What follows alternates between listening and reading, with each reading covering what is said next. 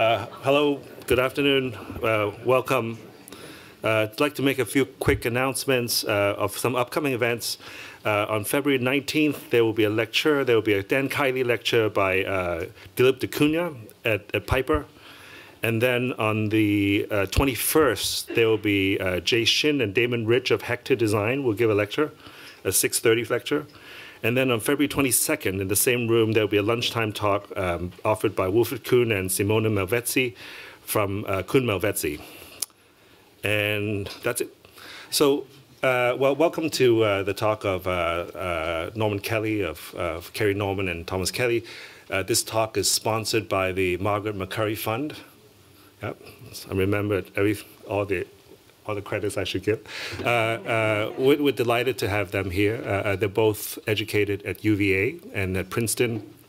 They belong to, in my mind, they belong to a generation that was trained within the digital paradigm, but then they also see something else that could inform that digital paradigm. I think like many, they were looking back into the discipline. They were interested in issues pertaining to vision, to seeing, to drawing, and how that could be translated to building.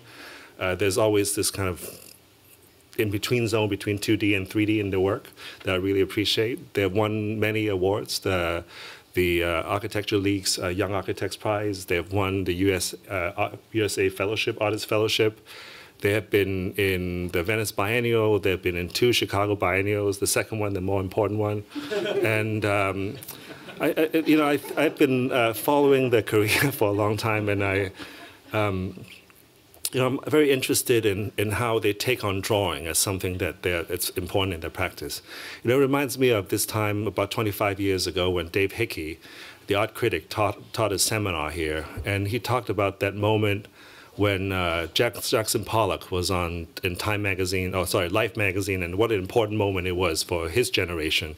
Because what the techniques of dripping, they used to be outside of the canonical techniques, were now accepted as the mainstream technique. So it was an incredibly liberating moment for him and his generation. But he was horrified 20 years later when he became an art teacher himself. And he went into the art school and he realized that what was a joyous permission of dripping, which was used to be, it's okay to drip, has turned into, you have to drip. If you don't drip, you have no soul. I find it's very interesting, a story to talk about paradigm shifts. These moments where what used to liberate us was inevitably seek to govern us tomorrow. And I'm very interested to see Norman Kelley's generation, how they deal with the digital. I don't think, for them, it's not really swinging back the pendulum into drawing, but I think they see something in drawing that could inform the digital in a different way. And maybe unlike many people of their generation who never actually drawn before, hand-drawn. I mean, they were actually trained at UVA that had hand-drawing classes. So in many ways, it's returning to drawing in a different dimension and different perspective. And I always think when you draw a line, when you construct a wall, those 2 seconds, there's some intentionality that's very different from clicking 2 points, So I think having that dimension, at least a psychological dimension that would inform the digital, is something that it's important for you and your generation. I think it's a very precarious line to tread, because, the way to escape, not escape the digital, but to inform the digital, to enter to the digital in a different way, there's always a danger of returning to autonomous project, especially the things that you're interested in that are deeply rooted in the discipline. And but all the great ones have to tread these dangerous paths, and so far you have done it with such tenacity and with such marvelous grace that I really admire. So please join me to welcome Norman Kelley.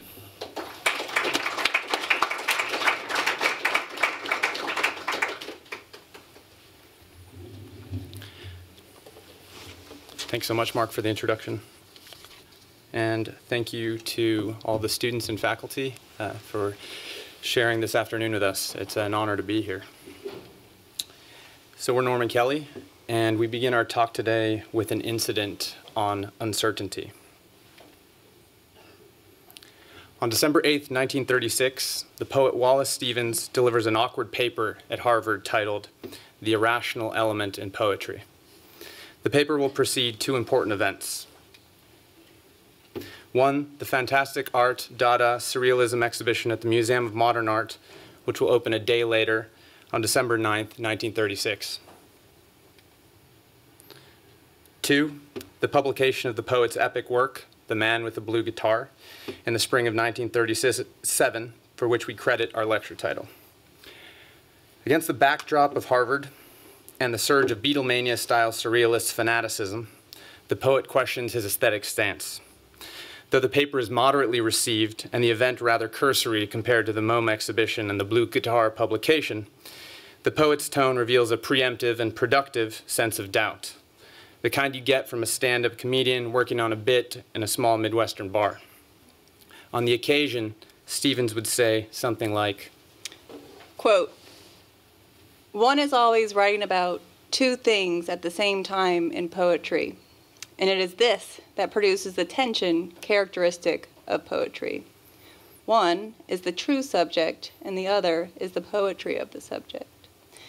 In a poet who makes the true subject paramount and who merely embellishes it, the subject is constant and the development orderly. If the poetry of the subject is paramount, the true subject is not constant, nor its development orderly." End quote. As architects, Stephen reminds us of our own preoccupations with seeing the world as we see it and seeing the world as it is. Under the protection of uncertainty, I'll assume that everyone in this room has shared a similar preoccupation when considering their architecture's intent. Stephen's words articulate our own fear of reality not matching the expectations of our imagination. For us, architecture begins the moment a line is freed from its picture plane. This does not mean that architecture is always achieved, but it is the moment with most potential, and the moment where most of our ideas begin. For instance, if you look closely, a circle is also a sphere, or maybe even a window. In the past, we have likened this intent to something approximating magic. In a way, isn't an architect also a magician? Isn't she someone who alters the familiar? Surprising even to ourselves, though, we consider this outlook an earnest one. The architect is a mediator between 2 and 3 dimensions. Like Stevens, our work is drawn to the tension between distinctions like truth and fiction, and usually offer us a chance to reflect on our work's intent as deceptive, mercurial, or anything but what it is. So, with a similar backdrop as Stevens had, but in a different time and through primarily visual terms, as David Hockney would do so when he would publish his blue guitar etchings, inspired by Stevens' epic poem, inspired by Picasso's epic painting, we would like to build upon a similar tone of uncertainty. This uncertainty, however, comes from our desire to deviate from popular tensions within our own field.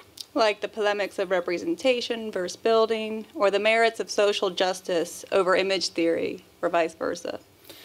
And replace it with a far more reductive attitude. Acknowledging these uncertainties within architecture allow our collaborative to examine how different kinds of audiences, through different states of attention, experience form. So far, this has been primarily a visual experiment, but we're really working on expanding our senses. So thank you for your attention today as we play our work on 3 kinds of blue guitars. The first kind is drawings, defined as a one-to-one set of superficial marks drawn using graphite, ink, vinyl, or paint. In most instances, the drawings are site-specific, temporary, and corrective. Though their style of projection is highly abstracted, their content is highly literal. And the second kind are objects, in our studies in transposition. So like impersonations, our objects are furniture-like, doubles, who cause style, type, and function to change places with each other. And third, rooms. A room is a closed interior, often accessed through no more than 2 exterior doors. Surgical in appearance, our rooms grow from the surfaces of an existing room. Like a Gregor Schneider room, our rooms are designed to speculate on altered readings of existing form, function, and meaning. So we begin with drawings. A drawing tends to begin with someone else's drawing, or at least someone else's definition of a drawing. The drawings shown here are scaled reproductions of a one-to-one mark embossed or painted upon an actual architectural surface. In all but one of these examples, the drawing is performed on the architecture by the architect. The black sheep in the group is at the top left, the artist Blinky Palermo's black right angle. In this case, the drawing was meant to correct, or rather embarrass, an existing shortcoming in proportion and was originally exhibited alongside Gerhard Richter's toilet paper painting. A drawing can also be transposed from one picture plane to another to add new meaning. So here, Da Vinci's study on the proportions of head and eyes gets transposed by hand onto the face of a toddler-sized mannequin, sort of an exercise in spherical projection, much like Parmigianino's self-portrait. The first time we drew on a building was in Rome, 2014. The site was a 1913 McKim, Mead & White Palazzo, home to the American Academy in Rome. If you've ever visited, you'll notice a strange hallway on its second floor. On one side are 8 doors that lead into 8 scholars' offices, with windows facing an interior courtyard. On the other side is a blank wall, measuring approximately 100 feet long and 12 feet high. The corridor measures only 32 inches wide. If you could look through the blank wall, you would be looking down into the main reading room of the 2-story Arthur and Janet C. Ross Library, home to a rare book section designed by Michael Graves. Although they appear disconnected, the hallway and the library are adjacent in plan and section. As is the case with certain Mannerist buildings, or in this case, a Mannerist copy, the entry facade is of primary importance and will often yield residual aberrations. The corridor was clearly an afterthought. Using graphite transfer paper and some ink highlights, the corridor is superficially transformed. 5 archways are drawn, a building aberration corrected, and a view liberated. The corridor and the library get connected by way of an anamorphic projection, or distorted view that can only be experienced by a singular vantage point. With the aid of attenuating line work, a viewer looks down into the library 1 story below. Like a Blinky Palermo wall painting, the fix is only superficial and was eventually painted over, returning the wall to its mistake. The first time we drew on a building in New York, we acted like brats. For the Architectural League of New York's Young Architects exhibition in 2014, we depicted the largest trapezoidal window of the now Met Breuer building. The window itself was drawn to scale, but more importantly, we drew the facing buildings one would see looking out from the window at the west side of Madison Avenue. At the time, I suppose we were a little frustrated that we didn't get a window spot in the exhibition. Maybe Andrew Holder did. So we drew one. We drew our own. The first time we drew on a building in Chicago, we were invited to do so by Sarah Herda, the director of the Graham Foundation and one of our closest allies. For an exhibition on architectural manifestos, we were given what was previously a music room to exhibit a drawing. We focused our attention on the building's architect, a Frank Lloyd Wright acolyte named Richard E. Schmidt. The music room, once clad with prairie-style wallpaper, was replaced with a pattern from K.F. Schinkel's tent room at the Charlottenhof Palace. Schmidt's work always felt prairie-style light, and we always thought his work was more aligned with Schinkel. The addition of the door was a little MacGuffin, allowing us to showcase our ability to 3-dimensionalize the drawn wallpaper, as well as contrast it with a finer level of detail than its original.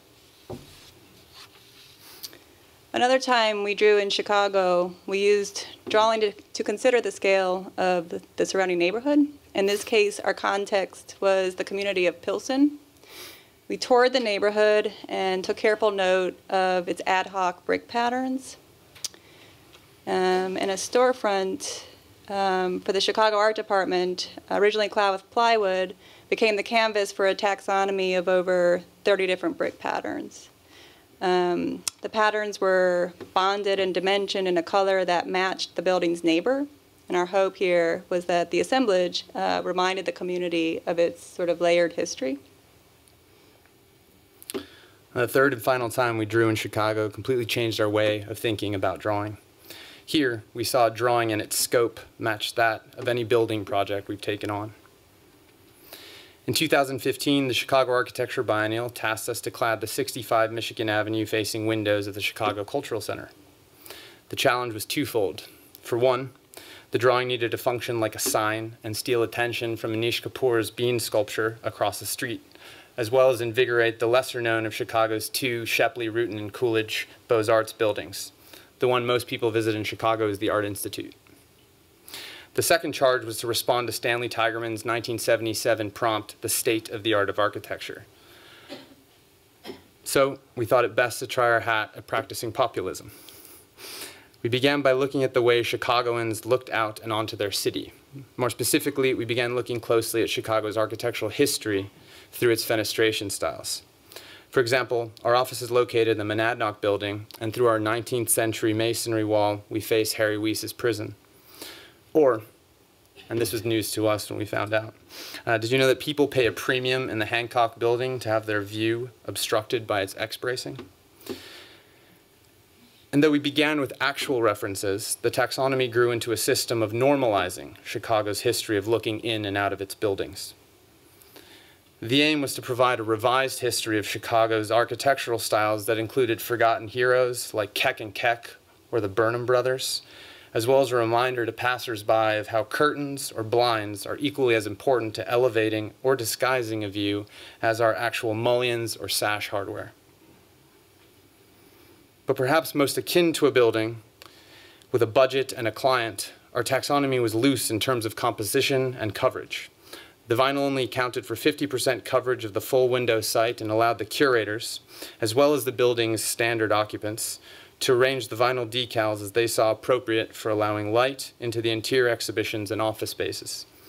And perhaps one of our most favorite photographs of the entire 2015 biennial, which I believe is one of the most photographed pieces in the show, always featured our Palladian-style windows photobombing the MIT ETH's rock print. So sometimes our drawings are neither corrective or entirely two-dimensional. This past spring, we were invited by the curator, Irene Sunwoo, to design the exhibition for a show on these characters, the artist and architect Shusaku Arakawa, and his collaborator and wife, the poet and philosopher Madeline Gins.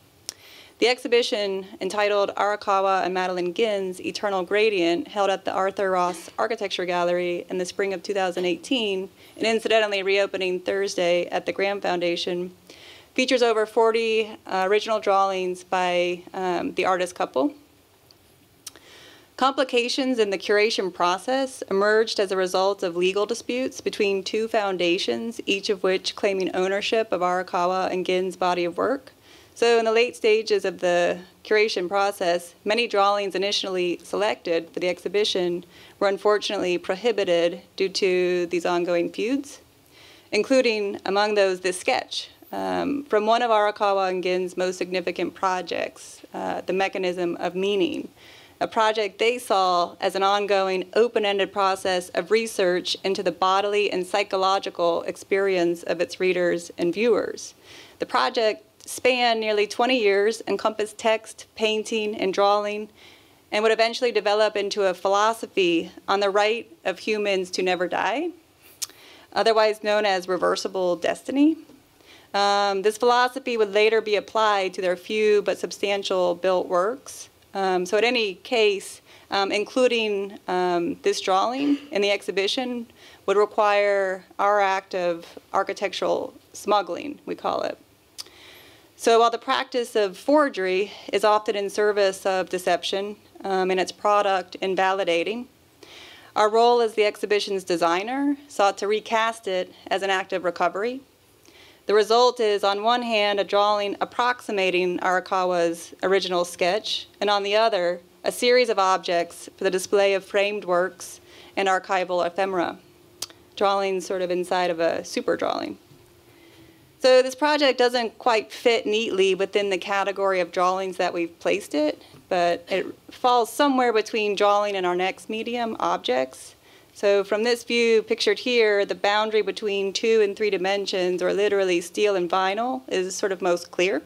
Like our other drawings, Fleeting Fate, perceiving Arakawa's reconstructed sketch, is only temporarily perceived. So as the viewer moves through the exhibition, the steel structures privilege other modes of seeing their work. We've included a quick little teaser in here that Sarah shared last night of the installation process at the Graham that'll open Thursday. Objects. Like drawings, the objects we make take on multiple meanings.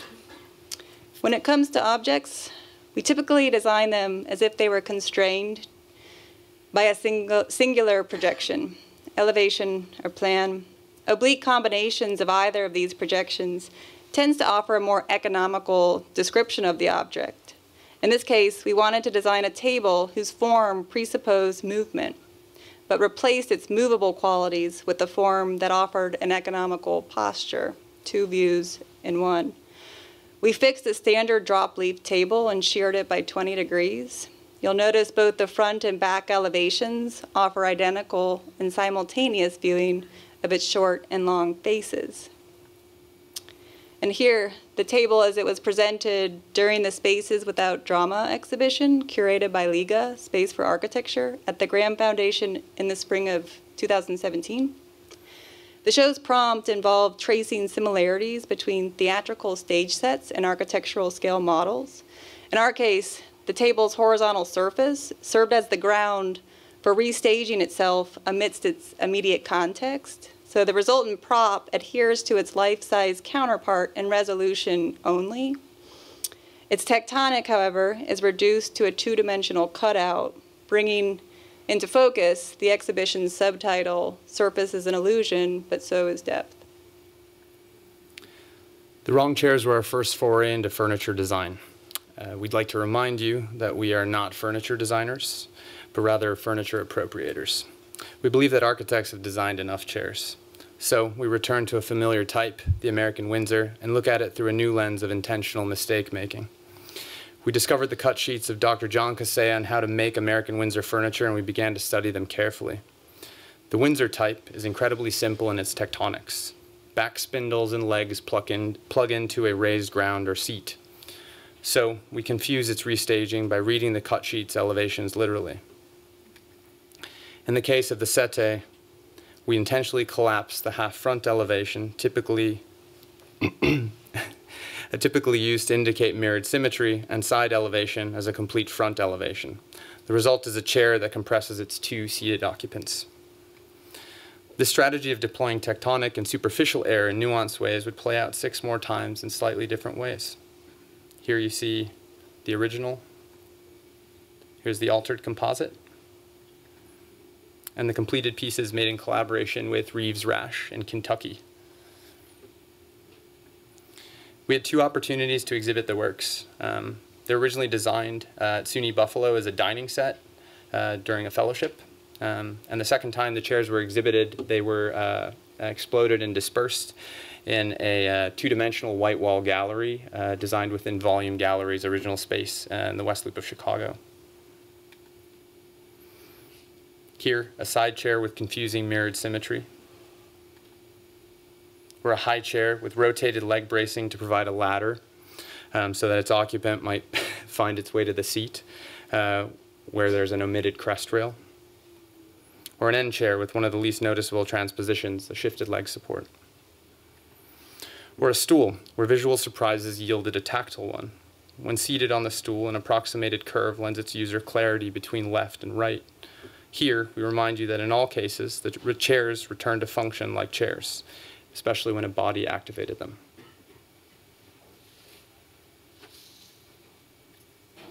On the subject of bodies, has anybody here practiced ballet? No. No. Then we can proceed with this diagram.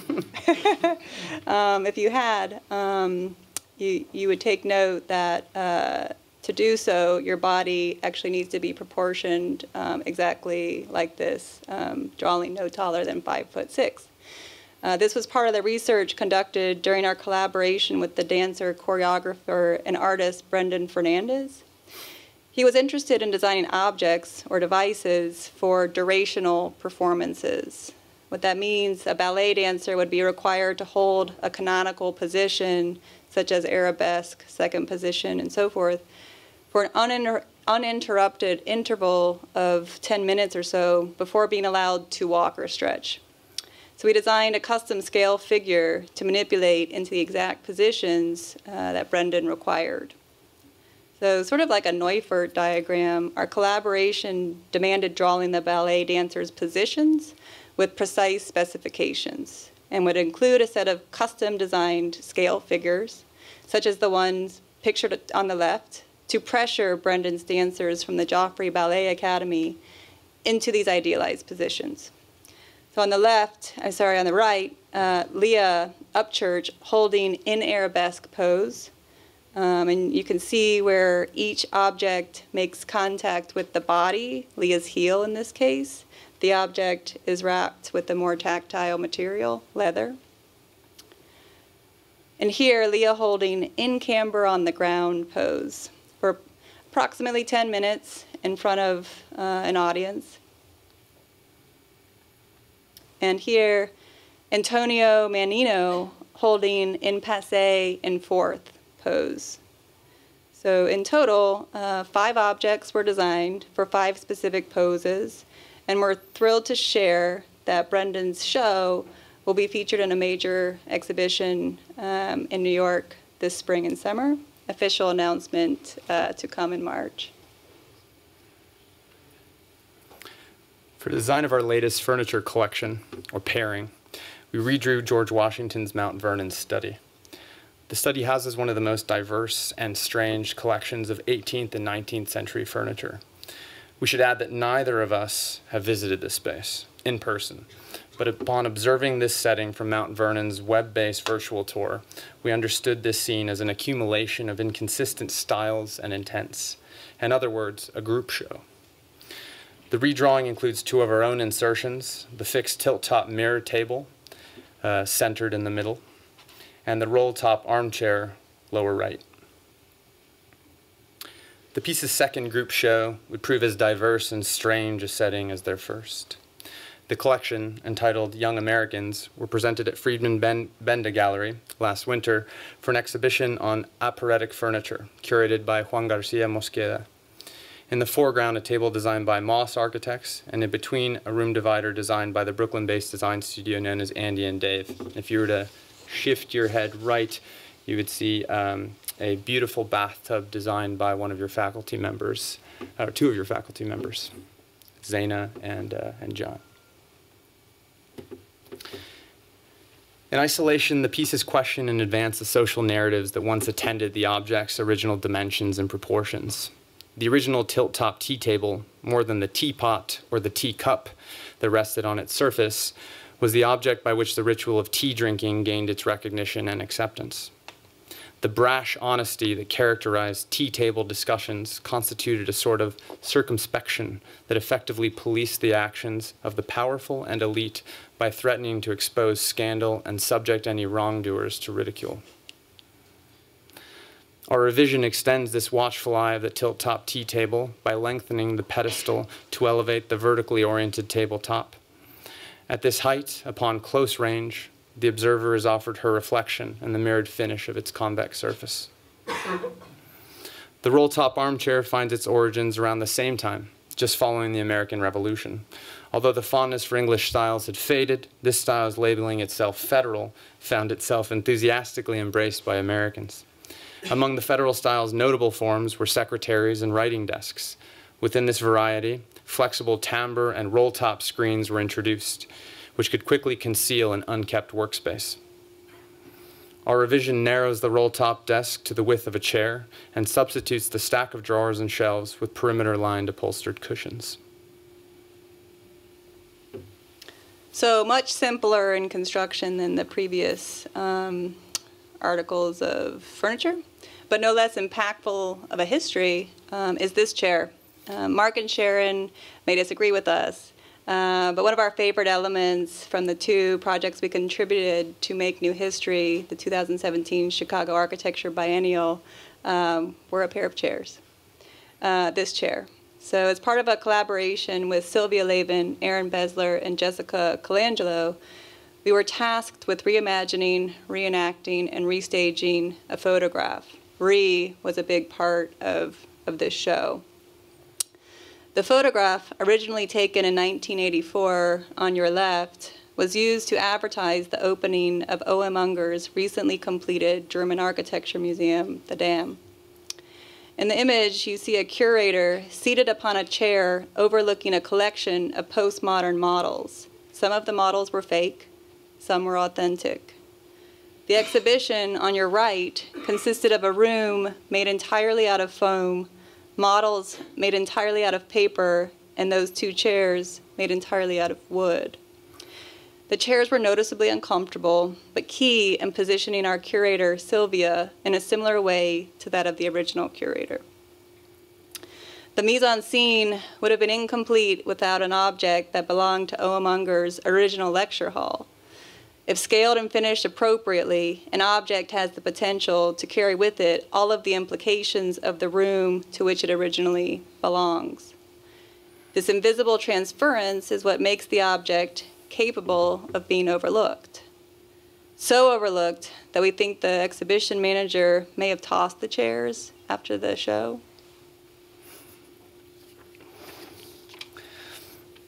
Rooms. If thought of through their temporal means, where drawings last the length of an exhibition and objects move around, then rooms are the closest thing to permanent we have designed thus far. Oh, and they're also a little bit bigger.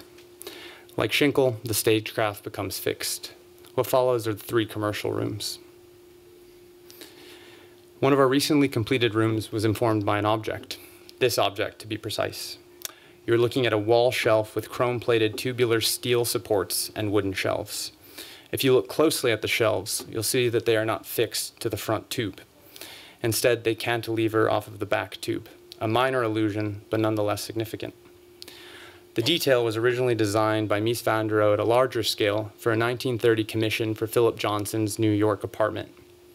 However, the first production of the shelf in the freestanding version shown here was in 1937, designed for the architect's daughter's house in Rathenau, a small town near Berlin. The type would manifest itself in a variety of forms, sometimes clad in a reflective finish like in the Tugendhat house. The object would become a point of departure for relaxing a series of domestic Miesian details within the 1,000 square feet of Aesop's Lincoln Park store. The concept was presented to the client, one of our favorite collaborators, as a single collage. Here, you can glimpse Stanley Tigerman's Titanic or Sinking of Crown Hall in Lake Michigan with a foregrounded Mies who looks unfazed. The original collage from 1978 always felt too violent. Perhaps enough time has passed, though, where we realize Mies may have been okay with the idea of his building sinking. At any rate, the space negotiates the existing conditions through reflective symmetry across its facing millwork, observed here from the entrance. Upon entering, you see the Miesian shelves presented to you as it may have been in Philip Johnson's apartment. The existing interior consisted of a strange relationship with its basement and an adjacent alleyway. Our correction would wedge the circulation down to the basement into a gap of flooring barely 36 inches wide, ahead of an existing window wall facing a tree in an alleyway, so kind of towards the back end. The new reconfiguration would connect 2 spaces with a 36-inch elevation change by way of a tiny L staircase. And we would also create an invisible vestibule between the main sales floor and its shared hallway to avoid visibility of a prominent exit sign. The main room was eventually curated around 3 primary elevations of riffs-on walnut veneer panels. Each panel was photographed, cataloged, and curated in collaboration with the client. The aim here was to provide as even a distribution of texture, direction, and tone. Comparably, our goal was to make Mies's affinity for control, as seen in his use of book-matched wood and stone patterns, look relaxed in comparison to our level of control.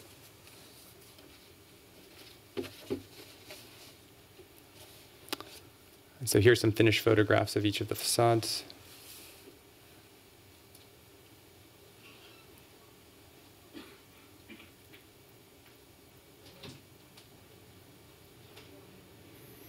We snuck in this little photo of a detail. If you've ever been to Mises Post Office in Chicago, hopefully you'll notice this.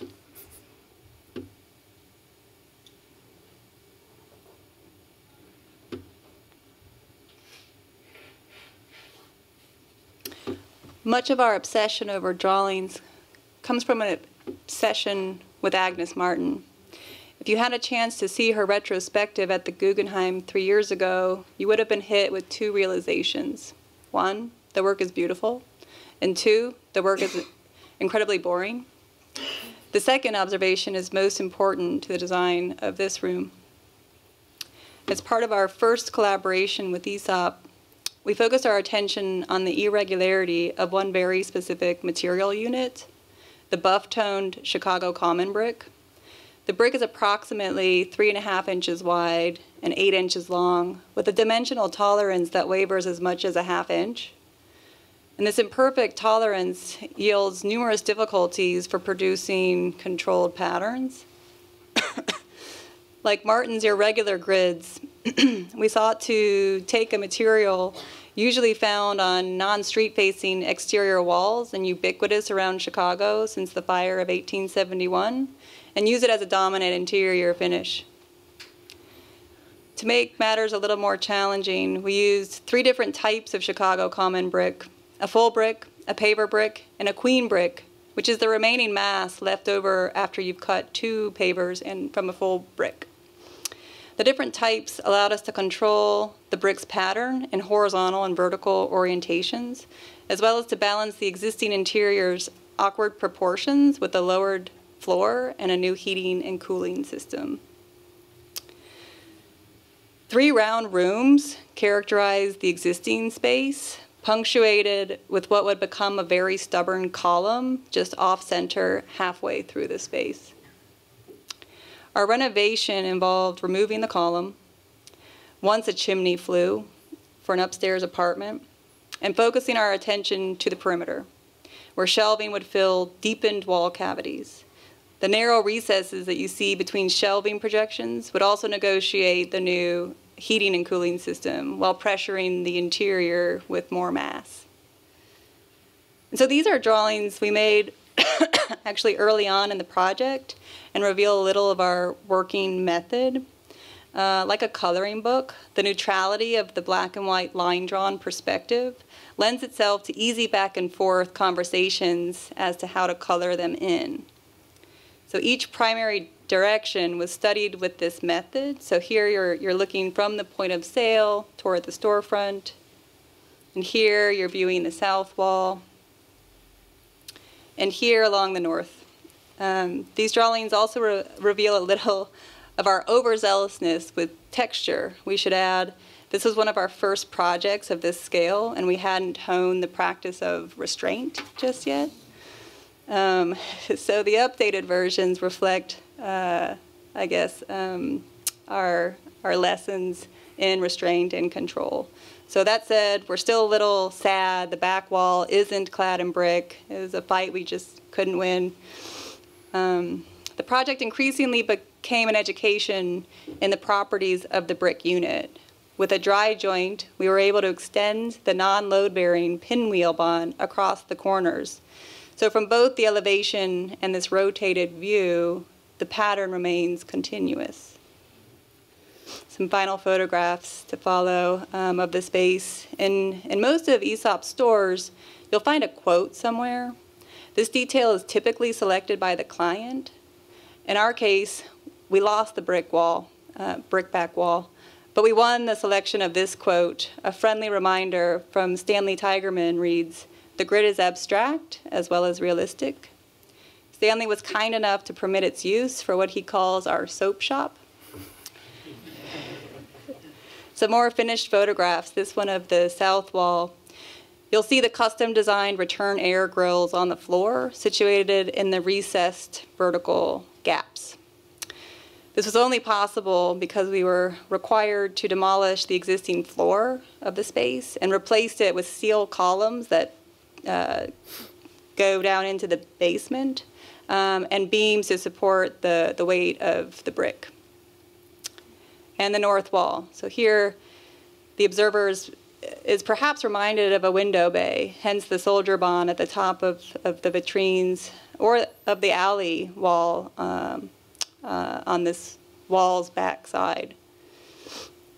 And finally, a detail of the floor-to-wall transition. You might take notice of some of the nuances of each of the bricks, including the original stampings from the local foundry on a couple. At 5,000 square feet, this is the largest room we've designed. This project is for the conversion of an art gallery to a sneaker-cum-culture shop. To be more accurate, however, this is not one room, but an enfilade made up of 10 rooms. Specific to an enfilade, the rooms are connected but independent.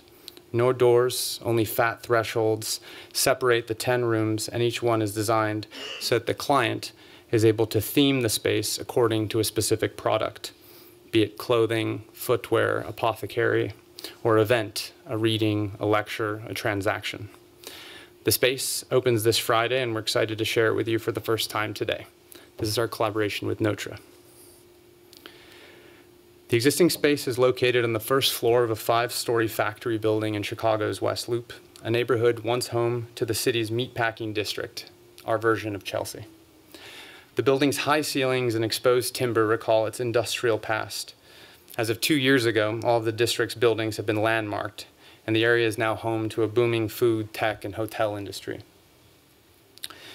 The more immediate and potentially more interesting history of the space is that it was previously home to one of Chicago's most prominent art galleries, owned and operated by the gallerist and collector Rona Hoffman.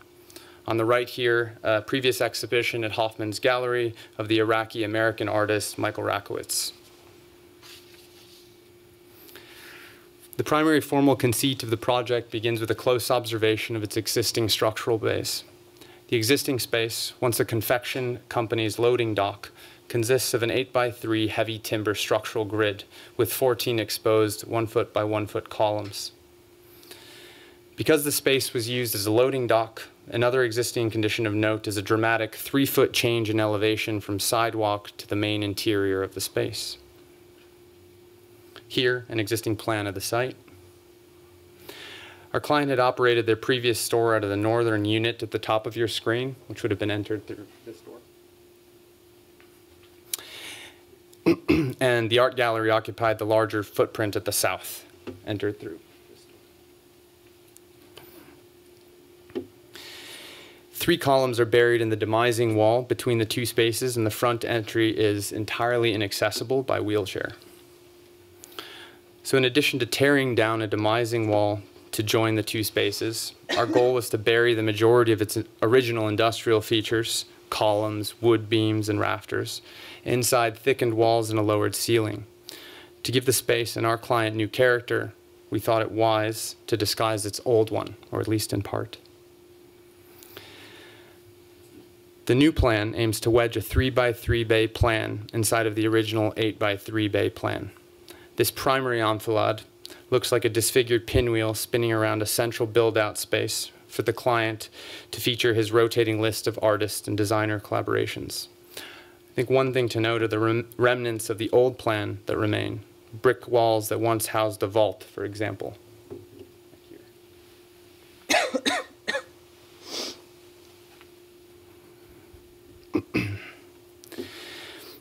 In the central area, the ceilings are dropped by 2 feet. The floor has been left its original raw concrete, and the thresholds proportioned to a more domestic 7-foot tall height with 2-inch false jambs.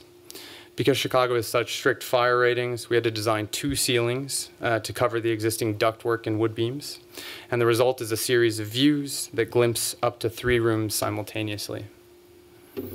And so please forgive the low resolution of these photographs. These were taken by iPhone yesterday afternoon. With regard to the 3-foot change in elevation between sidewalk and enfilade I mentioned earlier, the client wished to make the space handicap accessible.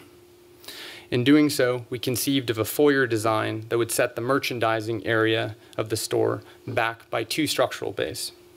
Upon entering the store, you would be tasked with entering the store again, like Morris Lapidus did at the Fontainebleau Hotel. To accommodate a space that would serve as entry as well as an event space, the new ground is comprised of 4 gentle inclines at a 1:20 slope. The 4 inclines are spaced so as to allow for steps to mediate the transitions. In Chicago, we have 2 other stramps of this kind. One was designed by Carol Ross Barney for the Chicago Riverwalk, and the original one was designed by OMA Rem Koolhaas in 2003 for the Student Center at the Illinois Institute of Technology, shown here. Here, the form similarly doubles as ease circulation and theater space. However, the distinction between our stramp and OMA's is material. At IIT, the form is monolithic and forged from dyed resin. In our case, several thousand Chicago common brick pavers are used to intensify the fineness of the form and increase the sense of scale within the existing space. Here, a photo of a tile setter, not a bricklayer, an important distinction, sculpting the stramp. And I'd really love to tell you more about the process, but 5 minutes before the talk, my general contractor gave us strict instructions to keep it proprietary. So suffice to say, it was executed in a way that still baffles us. One of the most rewarding distinctions between this form and others is how it flickers between raked surface and extruded ground. So depending on your vantage point, the brick bond appears seamless and raised, an illusory effect first conceived through drawing. Much of the illusion, though, has to do with a low riser, the lack of handrails, and a detail we hope you never see. Located at the transitions between incline and landing, a brick has been mitered and a dry joint implemented to maintain continuity in the bond, a trick we tested out before at Aesop Bucktown across its vertical surfaces. Here, a quick sequence of how you might exit the space from the drop ceiling on Facade to the original industrial 14-foot high ceiling area.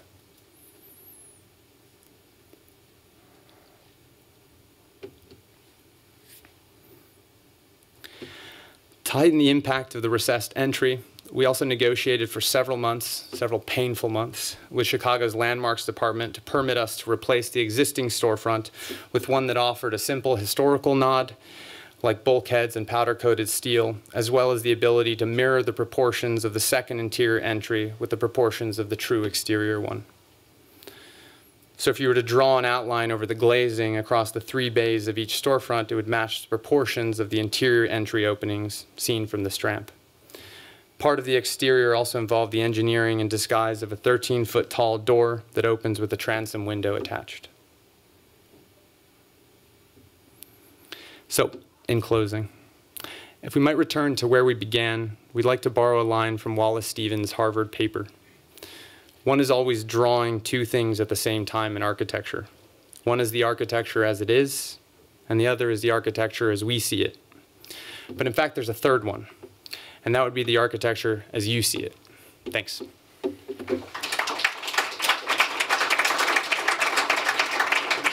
Good, yeah.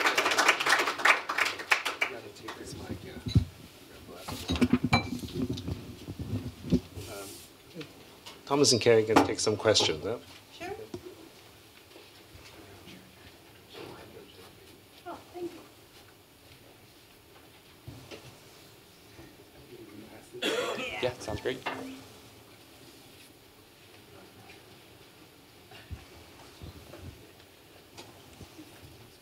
Professor Eigen. As usual, I'll jump right in. First of all, thank you for that truly gorgeous presentation. And also, I was very happy to hear Parmigianino evocated, because it makes me think of these deliciously attenuated fingers and the continued reference in your paper to magic, and particularly prestidigitation and what work gets done. So it's less a question than a comment addressed at Carrie. I was very impressed by your parapraxis at one point, where you said first excuse, and then you corrected yourself and called it an exercise.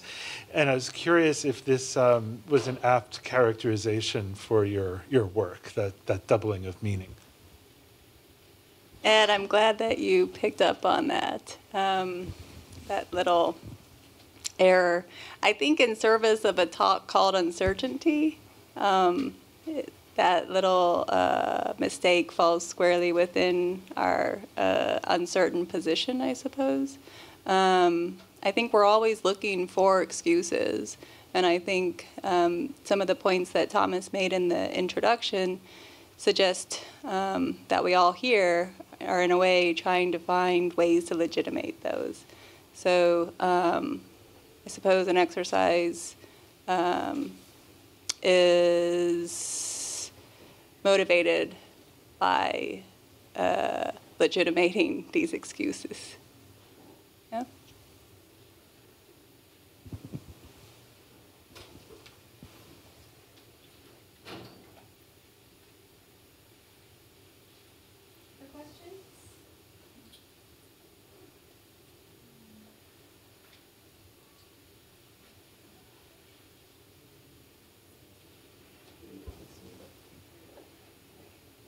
Thank you for the talk. And maybe thinking back on a question that Mark raised in the introduction, which has to do with the relationship among young practices to media. What struck me in the presentation was the way in which uncertainty was linked to a kind of irrationality, but the mode or references were instrumentalized as opposed to notation. To me, there was like a complete lack of notation that I found really interesting. And abstraction, if we could call it that, it was handled in a completely different way than other sort of contemporary practices. Is that something that is conscious towards a way of thinking about uncertainty or rationality? Well, perhaps I'd first ask for you to define notation as it relates to your comment. Yeah, so I'm specifically thinking about, let's say, maybe a way of reading sight or a way of reading objects that uses markings to distance the real object to what is going to come. And I think you, at least my understanding of the work from the presentation, directly uses references without that notational turn. And I found that really interesting as a way to practice, and I'm just curious about that. No, I think it's an excellent observation. I really appreciate the comment, Michelle. I think we struggle with diagramming, and that for us is a form of notation that we hope gets embedded in the final drawing, which I think in certain projects there's maybe a lack of kind of clearly presenting what that final drawing might be, what that kind of final form of representation might be. I think we're still struggling with even how to interpret high resolution, professionally photographed images. And so I think hopefully one thing you noted was when there were drawings represented, they were done in a way that shows a shifting sense of graphic standard. And that's something that we're kind of trying to work on, both as a collaborative that has worked together for a long time, but also as a collaborative that is very limited in its proximity. Carrie and I are seldom, if ever, drawing or designing in the same place. And so I think there's oftentimes an abstraction of the design process and its translation to the final thing that just comes out of our maybe cautiousness and respect for one another to not overinterpret the project as one of us sees it, but tries to represent it as both of us, or in the case of our practice name, this kind of third person. I love the question, and it seems the moment you notate something, like the moment you name something, it removes, as a mode of distancing, like you said, removes the capacity to perceive it visually. And so I think there's an overarching emphasis on acquiring that distance through purely visual terms. Yeah. I have a quick question. So the work, as always, is so beautiful, and I just sort of like appreciate the presentation. I felt a kind of change in kind between drawings and objects and then room. And so I just want to recite back to you sort of my feeling for that change in kind and just ask if that's something, if you guys feel the sort of same set of transitions at play. So in the drawings and objects, I would call them like a kind of 0-degree form of invention, which is that the object actually emerges as a kind of index of whatever representational means you use to study in the first place. So the chair, what is it? 2 elevations. The views out the window, what are they? It's a view out the window. And so the index of the actual mechanism of representation, like elevation or very shallow perspective, takes the place of content in a way, or at least it does the work of content.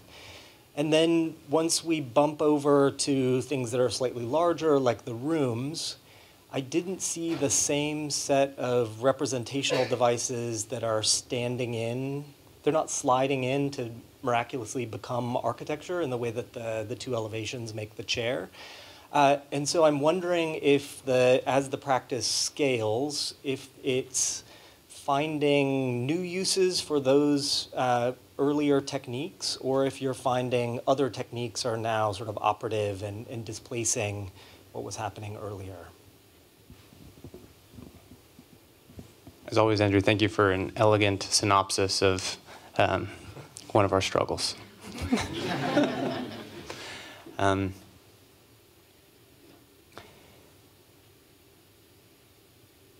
Look, I think we've been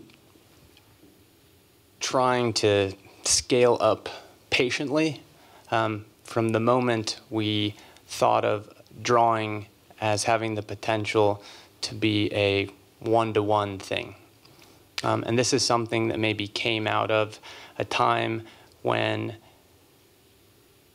early academic informed practices were doing installation work that was building-like instead of building.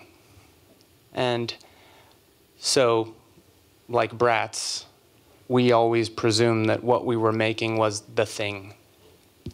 And oftentimes the clarity of concept came from relating that back to a process that was largely informed by projection, a specific kind of projection. And what we're finding, and this is maybe why we're looking maybe closely at how Schinkel goes from theater space to the Altisch Museum, how one can jettison away from maybe such a clear relationship to projection and start to kind of envelop it in things that are not as easily represented, things that are more informed by complex circulation or things that I would say extend beyond the sense of vision. And that is why, again, I think you pointed out that the struggle is that there's maybe not a clear, and I think Michelle noted it as well, is that there's not a clear kind of notation to make that leap yet. And kind of we're excited about that jump because we didn't know what it was going to maybe look like as it scaled. Thoughts? Yeah, maybe just one thought to add on to that is, in addition to some of the, very,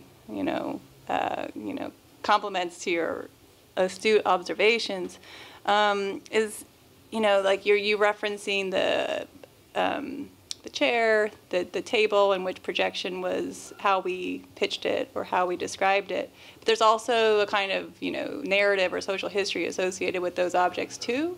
And I think as we scale up, what we've been at like the sort of point of departure for many of them, have focused on context and sort of understanding, unpacking, a new kind of take on what existing conditions are.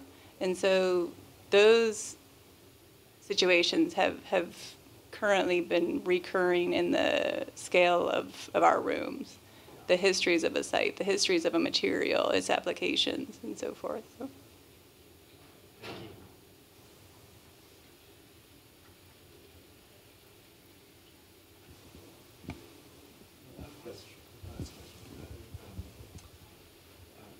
Well, I think first of all, I'm not sure if it's a good idea to create visual ambiguity for a handicapped stramp.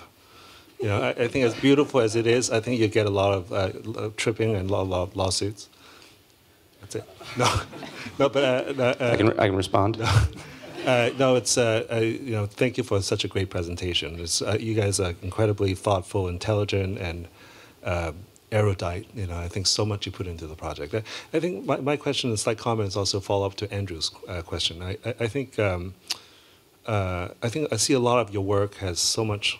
I mean, I put them in as art practices. I could see people like Michael Asher putting so much work and thought into relatively small scale projects and small installations. And as you progress, I'm curious to think about how do you think about moving towards a series of projects or career that has an isomorphic relationship between how much design, thought, and energy you put in and the nature of the project. Because art project could afford that divide because there's always institutional support. But other projects, Aesop, other projects, it's commercial, private projects, there's a gap, So every extra work you put in is something else, and it's important at one point to find this isomorphic relationship. I'm curious because on one hand you can say, well, my project is about projection, my project is about drawing, and it's always about that. But I feel the scale of the rooms, there's one more condition that precedes the project, like I think when Carrie, you talked about the moment when you lose the battle, for that wall, that you couldn't have the wall. And it's important to think about how do you create that condition to know that when does the precondition for projection, is it always a totalizing environment? I think of some of the Peter Eisenman's projects of the 90s where the efficacy depends so much on that the grid has to be everywhere. And because of that, it becomes a trap. Then you have no budget for detail. At the end, it becomes graphic, becomes corporate. That it becomes limited. So I feel the challenge for you and also the opportunity is to think about as you work on this third scale of projects and to the larger scale object, what would that precondition be, and what would be the flexibility within your project that could allow other manifestations of? So it's more, I don't know, it's more of a comment than a question. No, I mean, I really appreciate the tone.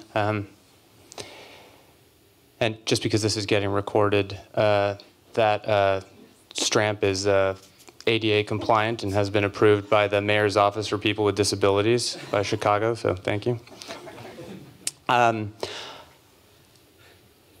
So when we previously presented our work, we kind of broke it up by pace. And so there was fast work and there was slow work.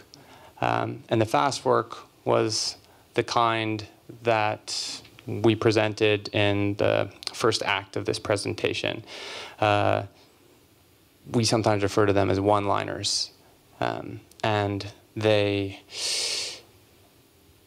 gain intellectual traction, not as kind of singular works, but I think as collections. And with these slower works, like collaborations with Aesop or Notre most recently, it's true, you find that though the pace of the project is maybe fast in that world, it's a pace where we're maybe at times able to exercise too many ideas. And I think what we're rehearsing with each one of those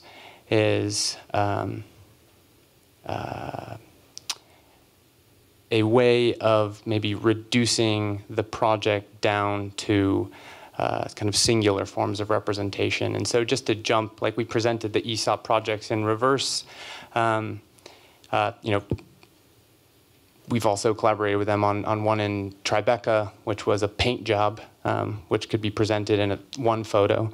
But just to name that collaboration, you know, schematic design packets go from being 50 pages to one image. And what you try to do with that one image or that one drawing is embody an immediate, lengthy history, kind of all into one. And so I think what we're trying to say is maybe with each project, we're rehearsing our ability to be concise, our ability to articulate a tone, as opposed to kind of a number of instances, like with our American Windsor furniture, where everything seems special and everything appears considered, to a one-to-one architecture that I think offers a sensibility as opposed to a desire to have some isomorphic relationship with one or a series of kind of conceptual fragments that come in the form of projection relationship or historical relationship or what have you. But I will say that, you know, our business model moving forward is less interested in scale, and it's more interested in collaborating with clients, be it institutions or 30-year-old fashion designers, collaborating with clients who think about architecture similarly to how we do. And I think we've been lucky to find people who are interested in a longer conversation, who are interested in developing an idea at length and taking the time and avoiding putting the pressures of their own business onto kind of the design of an idea. And so hopefully we can continue those forms of collaboration to scale up in a patient manner. Yeah, couldn't say it any better than that. Maybe just one addition is we could use your guidance and advice on that. I think that's a right. Invest in people. I believe it's not scale. I mean, did this interview with Frank Gehry early on, and someone asked him, like, how do you feel like when you started off your career, you're doing small projects for bohemians, and now you're working for these multimillionaires? And Frank Gehry said, you know, my clients always stayed the same. They just all became very successful. You know, and I think it's important to find fellow travelers, whether it's collaborators or clients, early on. Fingers crossed. A student. Hi. I read a sort of short interview that you had with Jeb Kipnis, and you were sort of talking about furniture, which seems to play a big part in your practice. But in the sort of interview, you talked about furniture as an a priori architecture, or sort of how an edifice and like a building might begin with furniture. And I'm wondering if that, like, why does that matter? And why sort of like, I guess I wonder about the naming of these furniture pieces as objects, as a sort of distinction between, you know, the same distinction that you made in terms of like, we're not furniture designers, but we are interested in furniture. I'm just sort of interested in whether that distinction really matters or not, whether furniture isn't, I don't know. I'm interested in sort of like how you guys think about these pieces, which I don't think you necessarily talked about them leading to sort of become a building or to have ideas that would be in a building, but you sort of just present them as the objects themselves. I don't know if I really asked the question, but.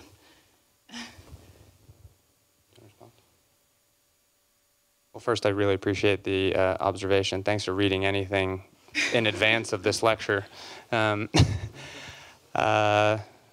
Yeah, I mean, we're not furniture designers because we believe that furniture has expertise and discipline and its own sensibilities that require studying that we haven't done. So we come in at it late, and we use it as a forecasting of things to come.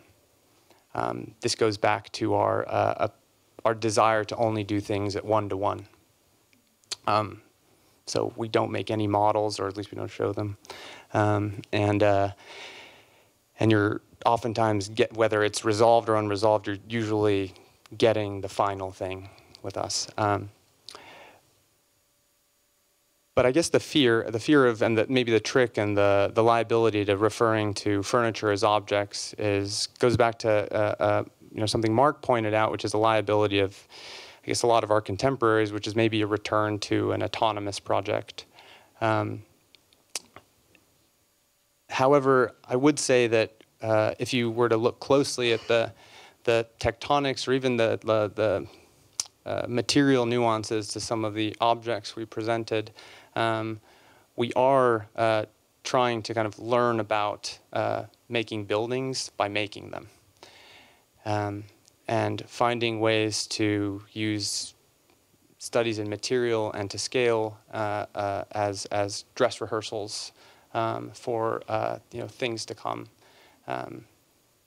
Every day or every other day, I drop my daughter at 880 Lakeshore Drive, where Ken lives, and it's an interesting building because its furniture kind of acts like kind of large institutional buildings whose lobbies have a model, like a scale model of the building in the lobby of the building.